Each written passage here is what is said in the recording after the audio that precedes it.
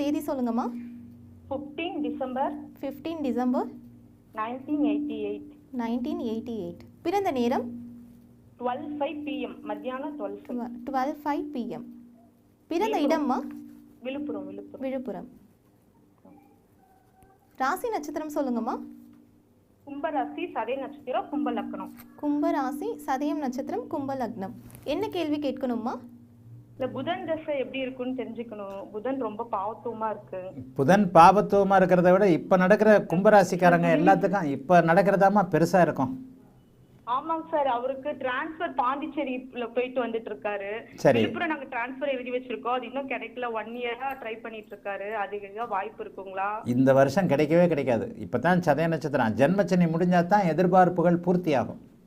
புதன் தசை எப்படிங்க சார் இருக்கும்? 8ஆம் அதிபதி பாதிச்சு 8ஆம் இடத்தை செவ்வாய் சனி பாக்குது. நவாம்சத்துலயும் புதன் கெட்டு போயிருக்கு. ஆயுள்ல எப்படிங்க சார் இருக்கு? நவாம்சத்துல புதன் கெட்டு போயிருக்குன்னு நான் சொல்ல மாட்டேன். சனியோட சேர்ந்து இருக்கிறார், அவ்வளவுதானே. ஆமாங்க சார், அதான் இல்ல புதன் லக்னாதிபதி தான் சனி. லக்னாதிபதி தான் சனியோட சேர்ந்தா அந்த தசை ஓரளவுக்கு நல்லா இருக்காதுன்றது உண்மைதான். ஆனா 5ஆம் இடத்தோடு தானே தொடர்பு கொள்றாரு, 8க்கு தொடர்பு கொள்ளல. இல்லைங்க சார், 8ஆம் இடத்துல செவ்வாய் சனி பாக்குது. ஆயுள்ல எப்படிங்க சார் இருக்கும்? 8ஆம் இடத்தை செவ்வாய், அம்மா 8ஆம் இடத்தை செவ்வாய் சனி பார்த்தாலும் குரு பாக்குது இல்லம்மா. ஏமா கெட்டதை மட்டும் எடுத்துக்கிறீங்க? இல்ல சார், லக்னமும் ரொம்ப பாதிச்சிருக்காங்க சார், அதனாலதான் கொஞ்சம் இதா இருக்கு. லக்னம்லாம் அப்படி பாதிச்சதுன்னு நான் சொல்ல மாட்டேம்மா. எல்லா இடத்துலையும் சனியுடைய பார்வை ஒரே மாதிரியான பலன்களை தராதுமா. இந்த இடத்துல அவர் குருவின் வீட்டோடு தனிப்புதனின் இணைவோடு சனி இணைந்து லக்னத்தை பார்க்கிறார். பாருங்கம்மா, எது நடந்தாலும் ஆயுள் குற்றம் மட்டும் இருக்காதுமா. ஆயுள் காரகனும் லக்னாதிபதியுமான சனி வந்து தனிப்புதனின் இணைவுல குருவின் வீட்டுல இருக்கிறார்.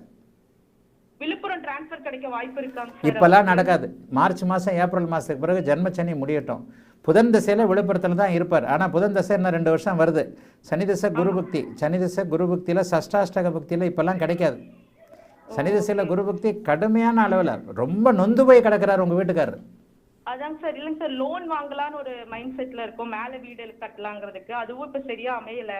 அந்த வாய்ப்புலாம் இருக்குங்களா சார்? 2026 27ல வீடு கட்ட முடியுமா? புதன் தசையில 5ஆம் அதிபதின்றதுனால வீடு 2026ல வீடு கட்டி 2027ல முடியுமா?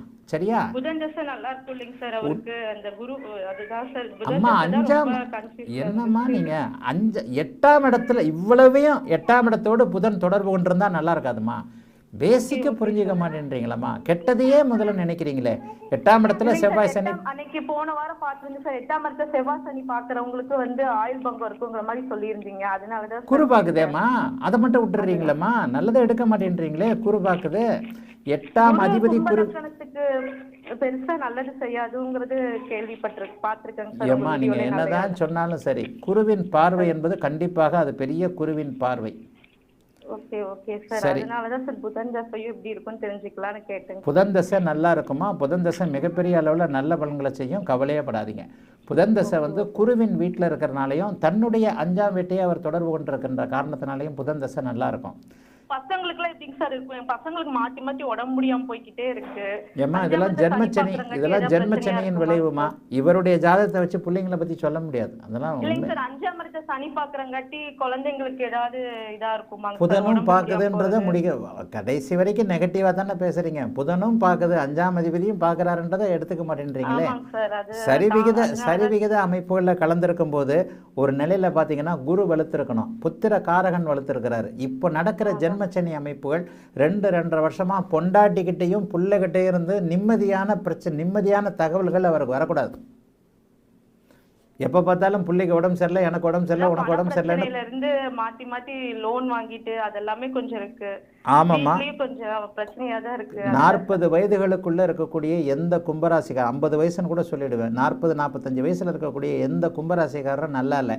இத்தனை பிரச்சனைகளுக்கும் இந்த ஜென்மச்சனி காரணம். அந்த ஜென்மச்சனி அப்படியே படிப்படியாக விலகிறதுக்கு பொறுத்துருங்க.